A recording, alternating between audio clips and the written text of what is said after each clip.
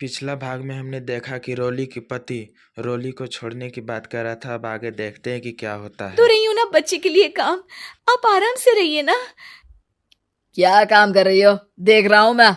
ये छोटा शहर है, यहाँ लोगों को बात बनाते वक्त नहीं लगता। तो मैं क्या करूं? ज्यादा पढ़ी लिखी नहीं हूं, कैसे घर के खर्चे चलाऊं?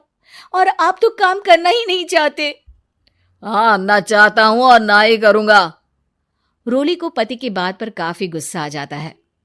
ठीक है, अगर मेरे जीवन में संघर्ष ही लिखा है तो वही सही। इस वक्त पति होने के नाते आपको मेरा साथ देना चाहिए था, लेकिन नहीं, आपने तो इस हाल में मुझे घर से बाहर निकालने की बात कह डाली। देखो, ये सारी फालतू की बातों के लिए वक्त नहीं है मेरे पास। रोली, जिसकी कोख में किसी और का बच्चा था और साथ छोटी सी बेटी, पति का घर छोड़कर रास्ते पर आ जाती है। रोली के पास मायके के सिवा दूसरा कोई रास्ता नहीं होता। अरे रोली कैसी है? कितने दिनों के लिए आई है? हमेशा के लिए माँ। वो माँ को सारी बात बता देती है। ओए लड़की, इतनी हिम्मत का काम कर लिया? अरे ना ना, यहाँ कोई जगह नहीं है। तुम तो अपना बोरिया बिस्तर उठाओ और निकलो यहाँ से। रोली के पास अब मायके का रास्ता भी नहीं बचता। वो चुपचाप बच्ची को लेकर जा रही थी कि उसे दर्द होता है और वो डॉक्टर के पास चली जाती है और फिर वहां वो एक प्यारे से बेटे को जन्म देती है। कितना प्यारा है, कितने अभागे हैं इसके माँ बाप जो इसके पैदा होने पर भी नहीं है।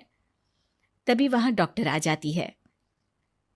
रोली, बच्चे के पिता तुमसे मिलना चाहते हैं। आपका बहुत बहुत शुक्रिया। मैं इस बच्चे को पालूंगा, भले ही इसकी मां ने इसे छोड़ दिया हो, पर मैं अपनी जिम्मेदारी निभाऊंगा।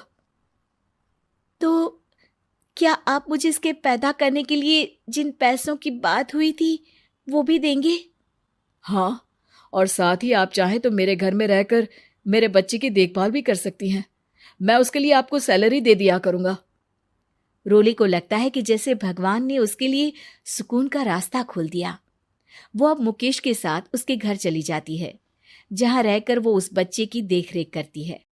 अब मुकेश के घर को रोली अच्छे से संभाल लेती है, उसके लिए खाना बनाने से लेकर बच्चों की देखभाल और घर की देखरेख। धीरे धीरे मुकेश को रोली से प्यार हो जाता है। रोली, तुम्हारी बेटी और मेरा बेटा बिल्कुल भाई बहन की तरह साथ रहते हैं। हाँ, आखिर है तो एक ही कोख के बच्चे, अटैचमेंट तो होगा ही ना। रोली, तुमने घर और मुझे दोनों को संभाल लिया।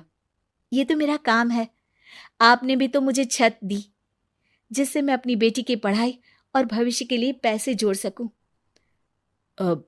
रोली, क्या तुम मुझसे शादी करोगी? अब मैं जानता हूं तुम्हारी भी शादी कुछ खास अच्छी नहीं रही। रोली को मुकेश की बात ठीक लगती है। वो उसे हाँ बोलने की सोच ही रही होती है कि उसके पहले पति का फोन आ जाता है। रोली, मैं बहुत परेशान हूं। मेरा एक्सीडेंट हो गया है। मैं चाहता हूं तुम वापस आ जाओ। रोली को पुराने पति की चिंता होने लगती है। वो सोचती है कि वो क्या कर रही थी। हाँ ठीक है, मैं आ रही हूं। हाँ रोली, आ जाओ, लेकिन बच्ची को कहीं हॉस्टल में छोड़कर आना, क्योंकि मैं नहीं चाहता कि हम लोगों के बीच फिर से वो सारी बातें हो। रोली को समझ आ जाता है कि पति आज भी सुधरा नहीं है। वो पति के पास जाने से इनकार कर मुकेश को हाँ कर देती है। उम्मीद है कि आपको हमारी ये कहानी पसंद आई होगी। कृपया हमारे चैनल को सब्सक्राइब करें और सभी अपडेट्स के लिए बेल आइकन जरूर क्लिक करें।